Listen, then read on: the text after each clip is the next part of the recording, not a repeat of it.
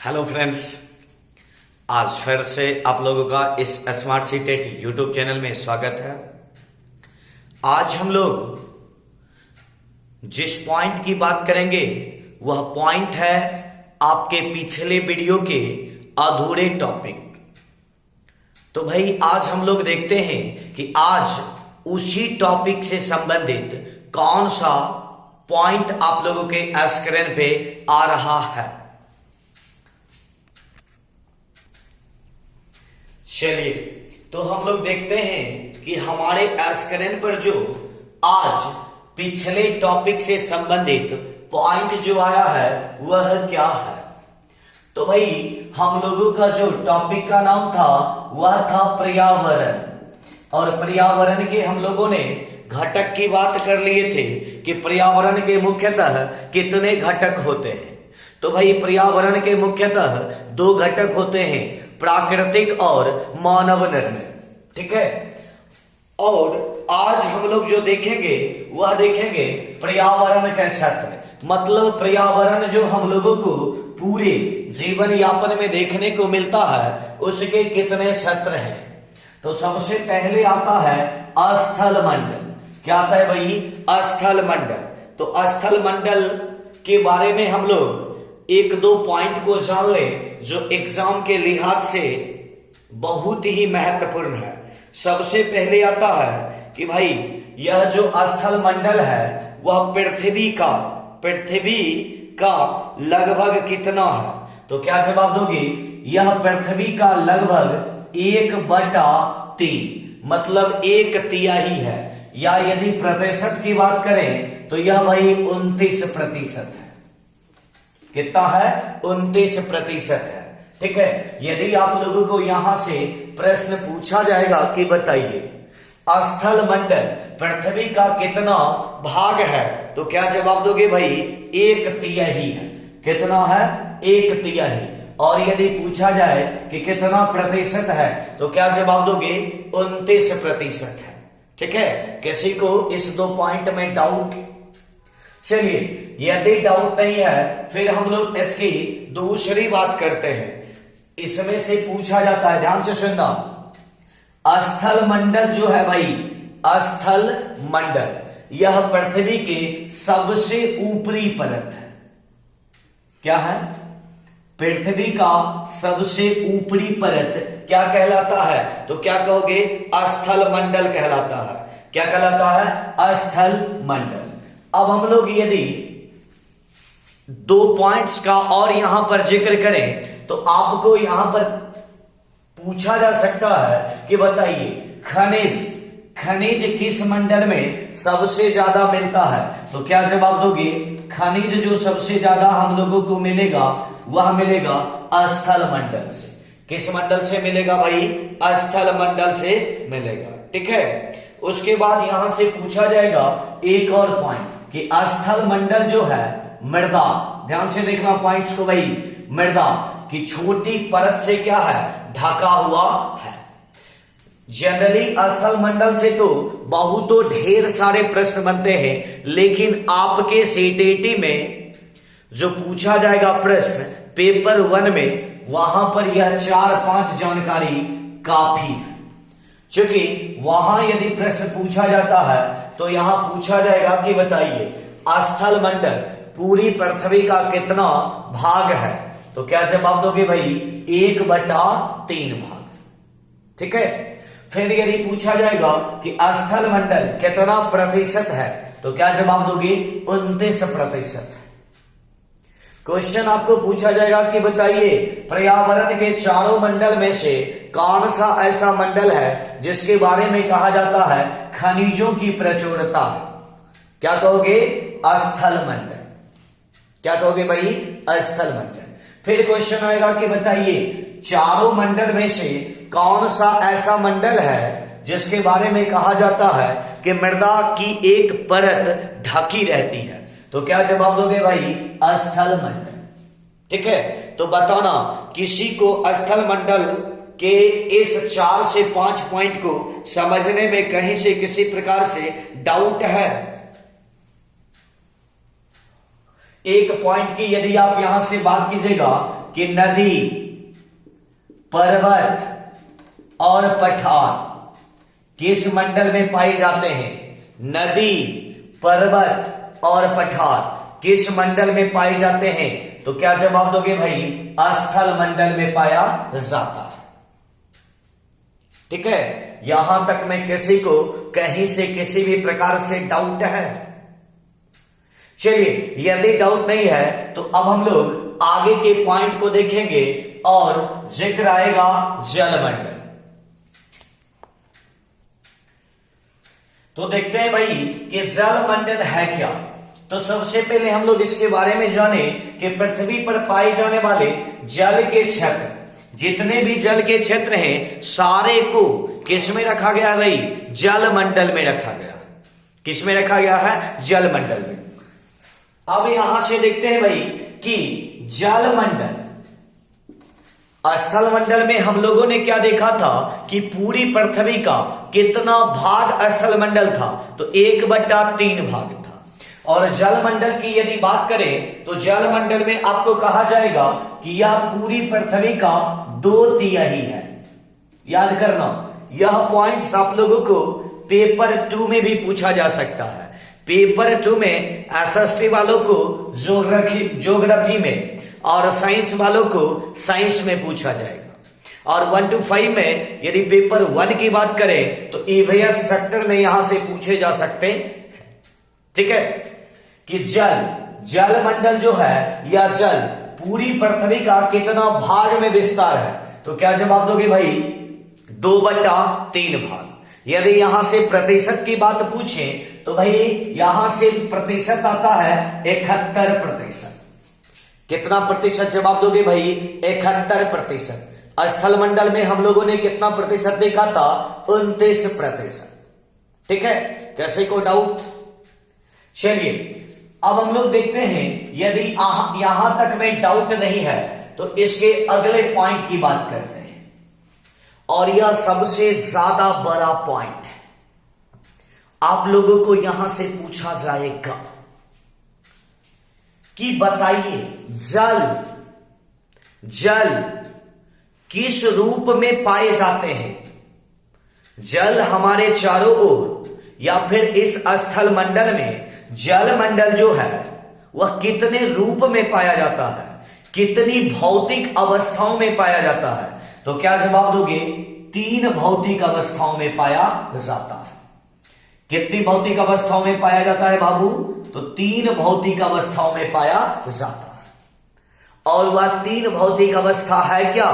तो क्या जवाब दोगे? ठोस, द्रव और गैस। कितने भौतिक अवस्था में पाया जाता है? 3, ठोस, द्रव और गैस।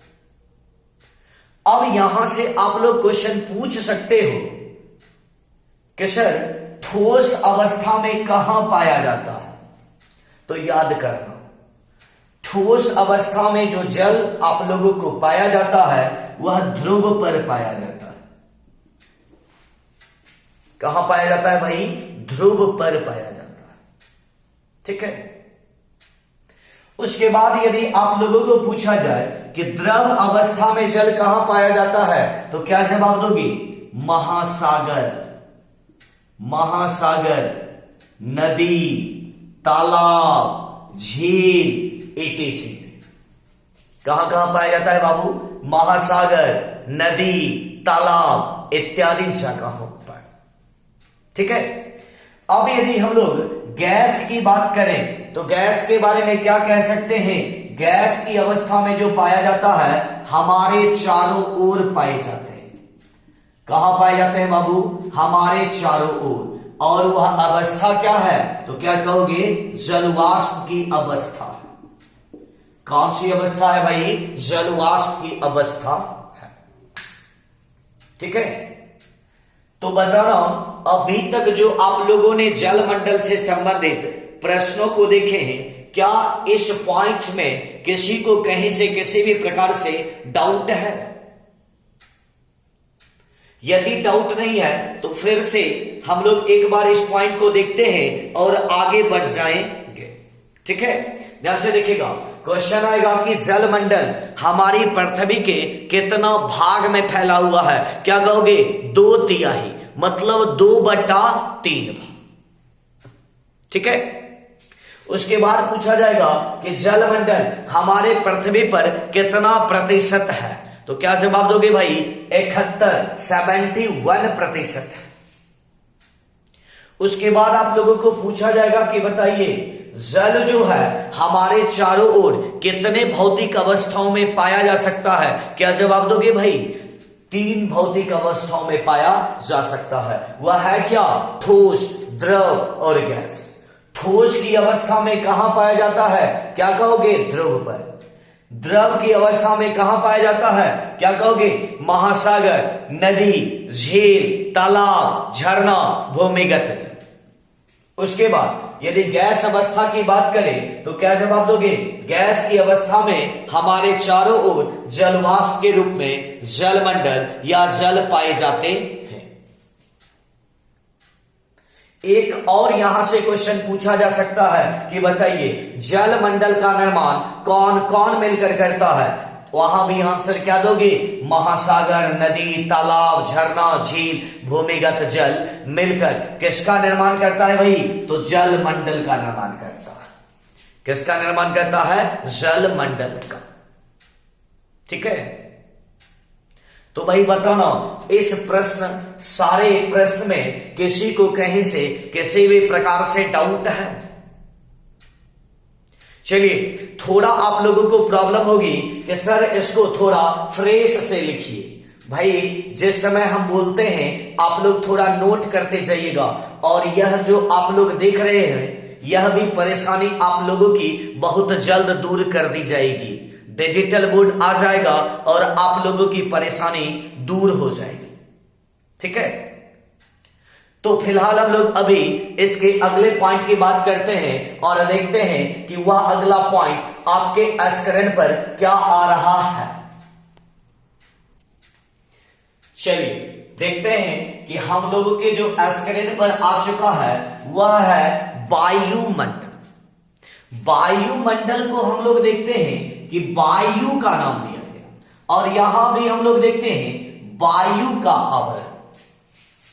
क्या हुआ? जिस चीज से मिलकर यह आवरण बना है वही नाम दे दिया गया।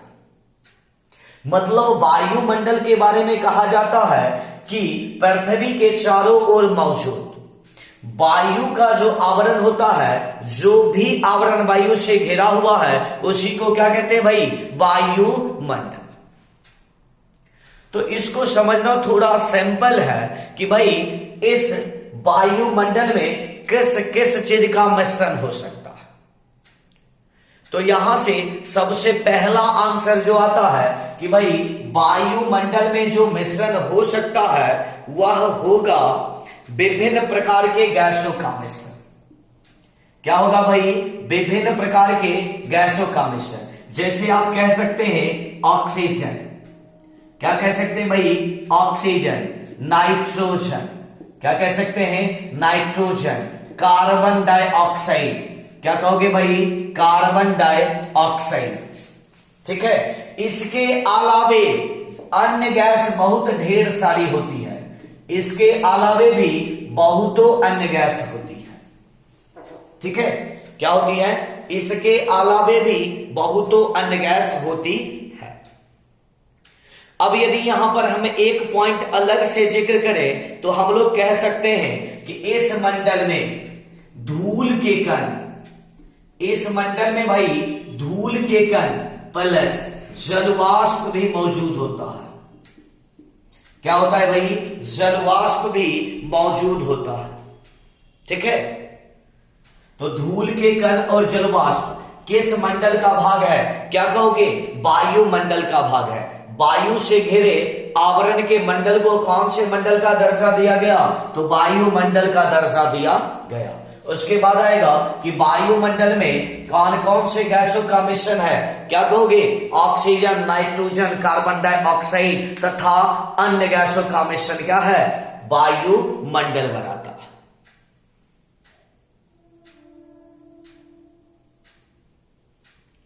तो भाई बताना, इस पॉइंट्स में कहीं से किसी को किसी भी प्रकार से डाउट है?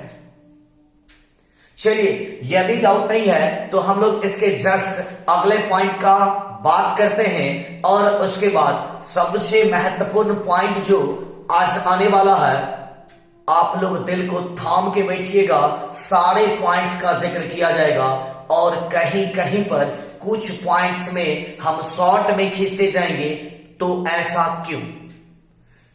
तो भाई हम पहले ही आप लोगों को बता चुके हैं कि जिस पॉइंट से क्वेश्चन को नहीं पूछने की संभावना होती है, उस पॉइंट्स को हम थोड़ा ऊपर से ही लेके बढ़ते रहेंगे, और जहां से प्रश्न पूछा जाता है वहां पर हम लोग डीपली में समझने की बात करेंगे।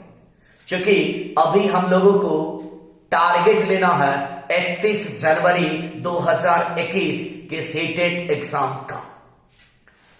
तो फिलहाल हम लोग देखते हैं कि अगला पॉइंट हम लोगों के स्क्रीन पर क्या आता है। चलिए, हम लोग देखते हैं भाई कि जैव मंडल क्या है। जैव का जो नाम पड़ा है वह जीवों के नाम से पड़ा है। किसके नाम से पड़ा है भाई? जीवों के नाम से, जिसमें जान हो, प्राणी। प्राणी का मतलब केवल और केवल मनुष्य नहीं, जीव। मतलब कहने का यह हुआ कि वह मंडल जहां पर जीवों के जीवन की कल्पना की जा सकती है, उसी को क्या कहते हैं भाई? जैव मंडल कहते हैं। क्या कहते हैं? जैव मंडल कहते हैं। अब कहोगे कि भाई जैव मंडल का निर्माण किस किस चीज से हो सकता है? मतलब जीवों को जीवित रहने के लिए क्या क्या चाहिए? जीवों को जीवित रहने के लिए क्या क्या चाहिए भाई? तो जीवों को जीवित रहने के लिए स्थल भी चाहिए, जल भी चाहिए, एवं वायु भी चाहिए। क्या चाहिए? स्थल चाहिए, पीने के लिए जल चाहिए, और श्वास लेने के लिए वायु चाहिए। अर्थात इन तीनों से मिलकर जो जीवन संभव है वह केवल और केवल कहां है भाई? जैव मंडल में। कहां है? जैव मंडल में है। ठीक है, बस इसके लिए एक लाइन ही काफी है कि वह मंडल जहां पर जीवन संभव हो क्या कहलाता है? जैव मंडल कहलाता है। जैव मंडल का निर्माण किस किस चीज से हुआ है? क्या कहोगे? स्थल, जल एवं वायु मिलकर जीवन को जो संभव बनाते हैं, उसे मंडल को जैव मंडल का दर्जा मिलता। ठीक है, देखो कहीं से किसी को इस प्रश्न में डाउट है, क्वेश्चन आएगा एक और कि बताइए जैव मंडल का निर्माण कौन कौन से घटक मिलकर करते हैं? तो क्या कहोगे? इसका निर्माण जो करता है वह करता है जंतु प्लस पादप। क्या करता है भाई? जंतु और पादप दोनों मिलकर जैव मंडल का निर्माण करता है। ठीक है, किसी को डाउट? चलिए, यदि डाउट नहीं है तो अब जो हम लोग बात करेंगे इस पॉइंट्स के सबसे महत्वपूर्ण टॉपिक की बात करेंगे। इस पॉइंट्स के अंदर जो एक पॉइंट या टॉपिक जो भी समझ लीजिए वह आ रहा है, उसकी बात करते हैं, और वहां से प्रश्न बराबर किसी भी टीटी में पूछने की संभावना होती है और पूछा जाता है। ठीक है, तो हम लोग देखते हैं कि वह जो पॉइंट्स आ रहा है वह हम लोगों के स्क्रीन पर क्या आ रहा है।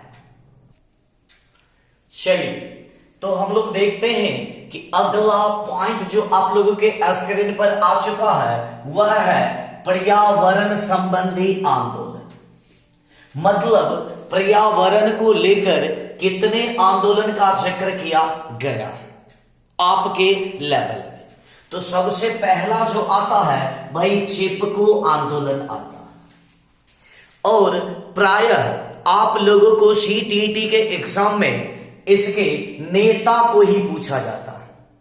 किसको पूछा जाता है भाई? नेता को ही पूछा जाता है। तो अभी हम लोग नेता का जिक्र करते हैं, फिर आगे जो जिक्र करेंगे सारे आंदोलन पर जितने भी पॉइंट्स बनते हैं सारे पॉइंट्स का जिक्र हम आप लोगों के बीच करेंगे। ठीक है, तो सबसे पहले हम लोग देख लें कि चिपको आंदोलन के नेता कौन थे। तो भाई सुंदरलाल बहुगुणा।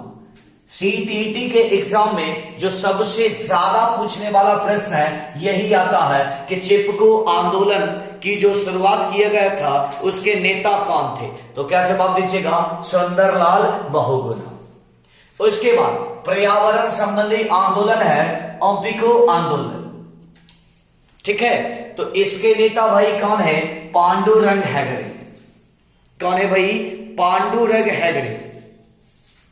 ठीक है, उसके बाद तीसरे आंदोलन की यदि बात करें तो नर्मदा आंदोलन, और इसके नेता कौन है भाई? तो बाबा आमटे मेधा पाटेकर। कौन है? बाबा आमटे मेधा पाटेकर। ठीक है, अब भाई हम लोग देखते हैं कि नर्मदा आंदोलन का नाम नर्मदा क्यों पड़ा। क्या है भाई? नर्मदा आंदोलन का नाम नर्मदा क्यों पड़ा? तो नर्मदा आंदोलन जो हुआ था वह तब हुआ था जब नर्मदा नदी पर बांध बन रहे थे, तब उसके विरोध में एक आंदोलन हुआ था और उसी आंदोलन का नाम नर्मदा आंदोलन रख दिया गया था। और इसका जो भाई ईस्वी था वह था 1989। कितना ईस्वी था भाई? 1989 का ईस्वी था। ठीक है, और जो चिपको आंदोलन के बारे में सबसे ज्यादा पूछा जाता है, यह चिपको आंदोलन की एक खासियत थी, आप लोग याद रखना। ठीक है, इस चिपको आंदोलन का जो एक सबसे बड़ा खासियत ही था, कौन भाई? महिलाओं ने क्या किया? पैर में लिपटकर, महिलाओं ने पैर में लिपटकर पैरों की रक्षा करने की कसमें खाई थी, और वह जो पैर की हिफाजत किया करती थी वह पैर में लटक के किया करती थी। ठीक है, वही हुआ चिपको आंदोलन। क्वेश्चन पूछा जाएगा कि बताइए वह किस आंदोलन की विशेषता है जिसमें कहा जाता है कि महिलाएं जो है पैरों से चिपक कर उसकी रक्षा करती थी। तो क्या जवाब दीजिएगा? चिपको आंदोलन। ठीक है, क्या जवाब दीजिएगा भाई? चिपको आंदोलन।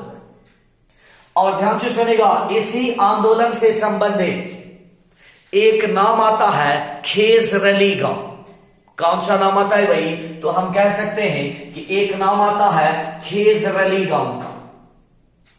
खेजरली गांव में ज्यादा मात्रा में किस चीज के पेड़ थे भाई?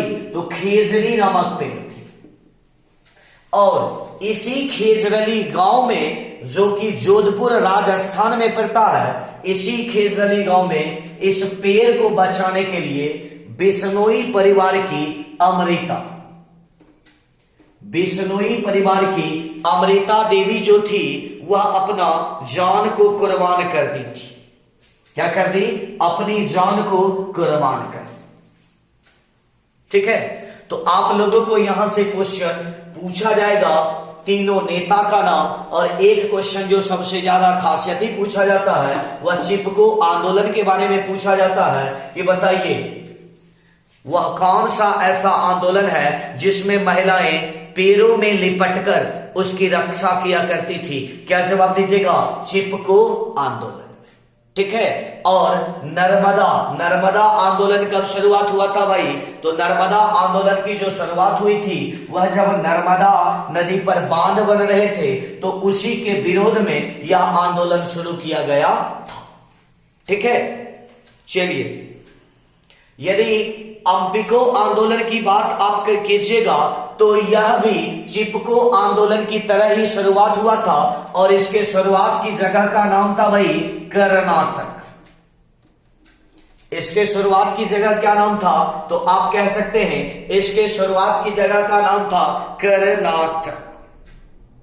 ठीक है, चलिए, तो आज हम लोगों ने देखा कि इस पर्यावरण टॉपिक से संबंधित जो आपके एग्जाम हॉल में प्रश्न पूछे जाते हैं उससे संबंधित लगभग सारे पॉइंट्स को हम लोगों ने जिक्र कर लिए हैं। ठीक है, अब जो आप लोगों को टेलीग्राम पे कुछ प्रश्न मिलेगा, पीडीएफ मिलेगा, वह जो भी टॉपिक की बात करेंगे उस टॉपिक से संबंधित पीडीएफ में आप लोगों को प्रश्न भी मिलेगा। तो भाई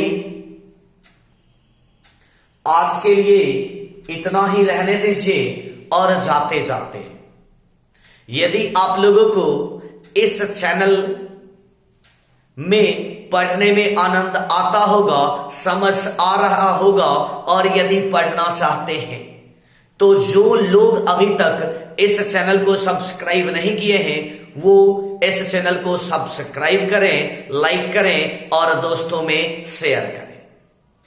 तो फिर हम लोग मिलते हैं अगले वीडियो के साथ, तब तक के लिए गुड बाय।